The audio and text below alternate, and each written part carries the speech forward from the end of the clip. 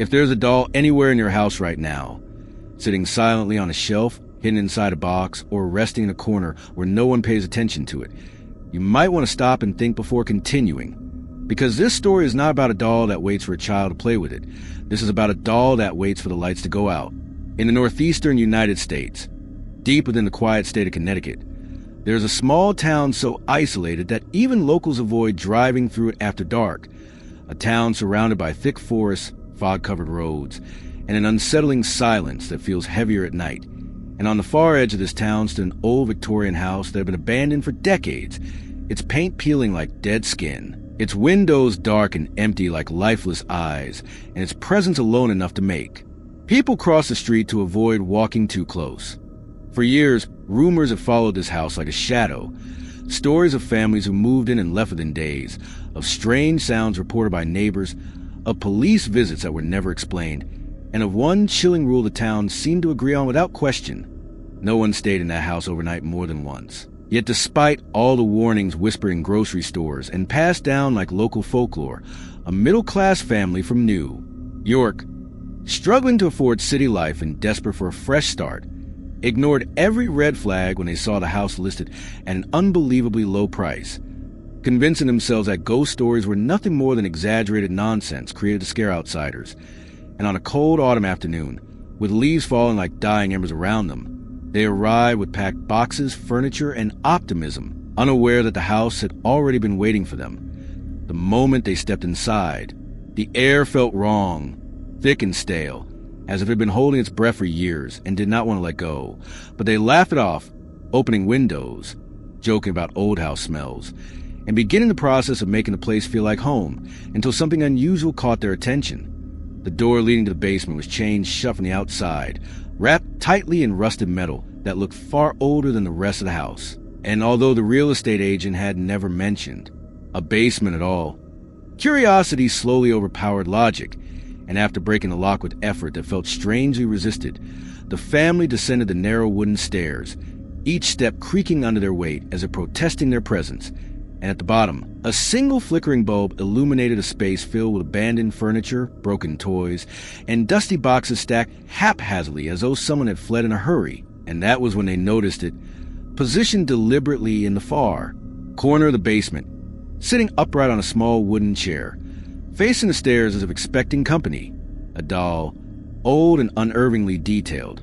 wearing a faded blue dress stitched by hand, its porcelain face cracked with age, one glass eye slightly lower than the other, and its lips locked into a smile that felt less like a toy and more like a decision. And although no one said out loud, every member of the family felt the same cold sensation crawl up their spine, the unmistakable feeling of being watched, as if the doll was not an object they had discovered, but something that had discovered them. The mother immediately suggested throwing it away.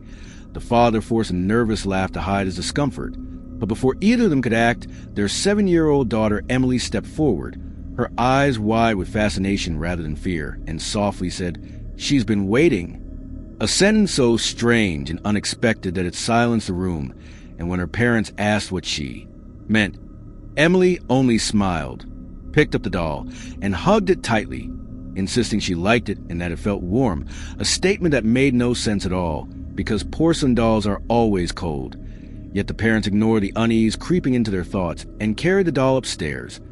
placing it in Emily's bedroom as nothing more than another old toy, never realizing that from the moment the doll crossed the basement threshold, the balance of the house had shifted. Because that night, as the family tried to sleep in their unfamiliar surroundings, the house revealed its true nature through subtle sounds. The slow creaking of floorboards where no one walked, the soft tapping inside the walls, and the wind outside that sounded disturbingly like whispered words, until the mother suddenly sat up in bed, her heart racing as she realized she was not imagining it. There really was whispering coming from Emily's room, faint and unclear but undeniably real.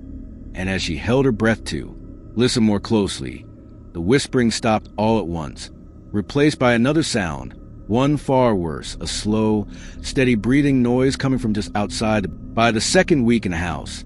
the family could no longer deny that something was wrong, because the strange occurrences that had once felt subtle and easy to dismiss were now happening too frequently and too precisely to be called coincidence. Beginning with the doll itself, which Emily had named Clara, a name no one remembered telling her, yet she spoke it with certainty, insisting that the doll had whispered it to her during the night. And although the parents laughed nervously whenever Emily mentioned this, they could not ignore the fact that Clara was never where they left her, sometimes sitting at the foot of Emily's bed even after being placed on a shelf, sometimes standing near the doorway facing the hall, and once, impossibly,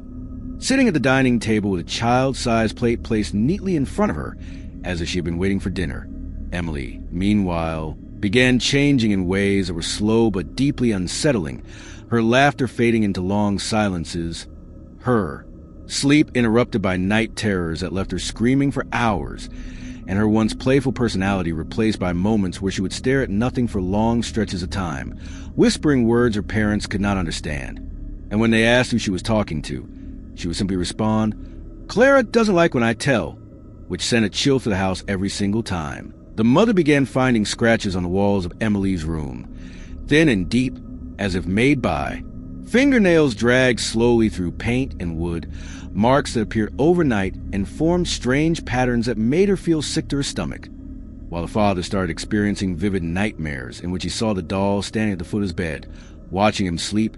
its cracked face inches from his own, whispering his name in a voice that sounded like Emily's but twisted, older, and filled with hatred. Dreams that felt so real, he woke up sweating,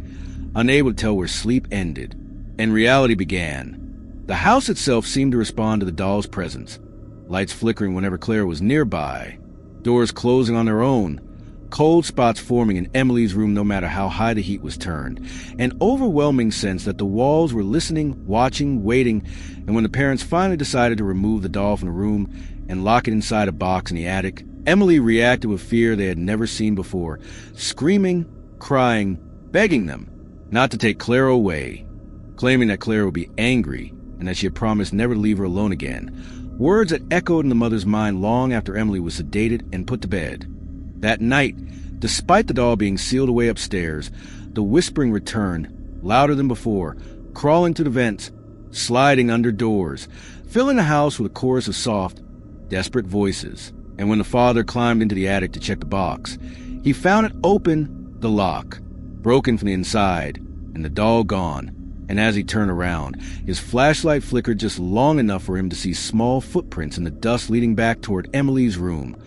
Footprints far too small to belong to any human child.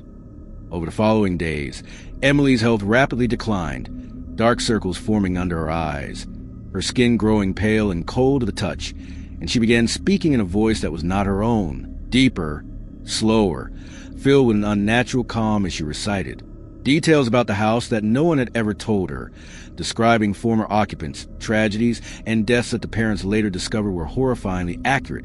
And when they confronted her, she smiled, a smile that mirrored the doll's cracked porcelain grin, and said, "Clara remembers everything," prompting the parents to finally seek help, calling doctors, therapists, and even local authorities, only to be met with skepticism and explanations rooted in stress, trauma, or imagination. Until one elderly neighbor, after hearing their story, went pale and whispered a name they had never heard before, revealing that decades earlier, a little girl had lived in that house, a lonely child who had died mysteriously alongside her beloved doll, and that the doll was never buried or destroyed, only hidden away, waiting, feeding on attention, fear, and attachment, and that realization hit the parents with unbearable weight. The doll had not attached itself to Emily by accident. It had chosen her. And now it was no longer just influencing her, it was slowly replacing her, inch by inch, breath by breath, memory by memory, until one night, as the mother sat beside Emily's bed listening to her slow, uneven breathing, she realized with horror that Emily was no longer breathing alone, because from the corner of the room, she could hear another breath syncing perfectly with her daughter's, shallow, deliberate, and far too close. And when she turned toward the sound, she saw Clara, sitting upright in the chair, its head tilted slightly, its cracked eye reflecting the dim light, its lips parting just enough to whisper, "She's almost ready." The final night began with a silence so deep it felt unnatural, as if the house itself had stopped breathing in anticipation of what was about to happen, and the parents, exhausted beyond fear, sat awake in the dim living room holding hands, listening to the faint ticking of an old clock that hadn't worked since they moved in, yet now counted each second with cruel precision, until suddenly Emily's bedroom door creaked open on its own, and a cold wind swept through the hallway, carrying with it the unmistakable scent of rot and old dust. And when the mother rushed toward the sound, she found Emily standing in the center of her room, barefoot on the freezing floor, her eyes wide open but empty, her lips moving silently as if repeating words taught to her by something unseen, while the doll sat on the bed behind her, perfectly upright, watching with patient satisfaction. The father stepped forward and called Emily's name, but she did not respond, instead turning her head slowly in a movement that felt wrong, too smooth, too deliberate. And when she spoke, her voice was no longer that of a frightened child, but something older, layered, as though two voices were speaking at once,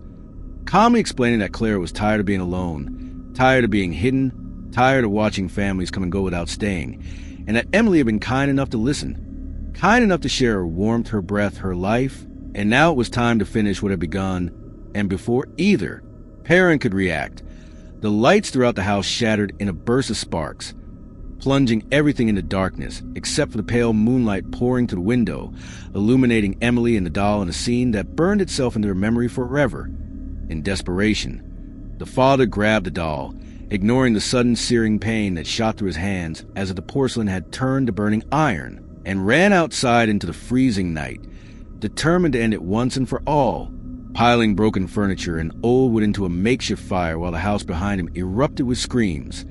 Not Emily's screams, but something far worse, a sound like a child crying mixed with an animal being torn apart, a sound that felt alive and furious. And as the flames rose and the doll was thrown into the fire, its mouth opened impossibly wide, and the screaming intensified, echoing to the trees and into the sky. Yet no matter how long the fire burned, the doll did not melt, did not crack, did not turn to ash, and when the flames finally died down, it sat untouched among the embers, staring up at him, smiling, inside the house. The mother ran to Emily's room only to find the bed empty, and the walls covered in deep claw marks forming crude shapes that looked disturbingly like children's drawings. And then she heard it, a soft shuffling sound behind her, followed by a slow, familiar breath. And when she turned around, she saw Emily standing in the doorway, her posture stiff, her eyes reflecting light in a way human eyes never should. And with a calm smile, she said, "Clara says thank you for the time," before collapsing to the floor. By the time the father returned, the house was silent again, too silent, and Emily lay motionless in her mother's arms, her skin cold, her chest no longer rising, while the doll sat neatly on the bedside table, as if it had never moved at all. And the authorities later ruled Emily's death as unexplained, attributing it to sudden illness and trauma, dismissing the parents' broken stories as grief-induced delusions. And within weeks, the family left town, abandoning the house and everything in it. But the doll did not stay behind, because months later it surfaced in a small, obscure museum, donated anonymously, displayed behind glass with a simple label describing it as an antique porcelain doll of unknown origin. And visitors began reporting strange sensations when standing near it, feelings of sadness, whispers they couldn't quite hear, the sensation of being watched, and staff noticed that security cameras often glitched near its display, sometimes showing the doll facing a different direction than before, and late at night, guards swore they heard soft breathing coming from behind the glass. Today, the museum keeps the doll locked away, unseen by the public. Yet even now, employees refuse to work alone near storage, because they say that if you stare into the doll's cracked eye for too long, you feel a warmth spreading through your chest, a presence settling beside your heartbeat, and a quiet voice promising that you will never be alone again, because Clara is still waiting, still watching, and still searching for someone willing to listen.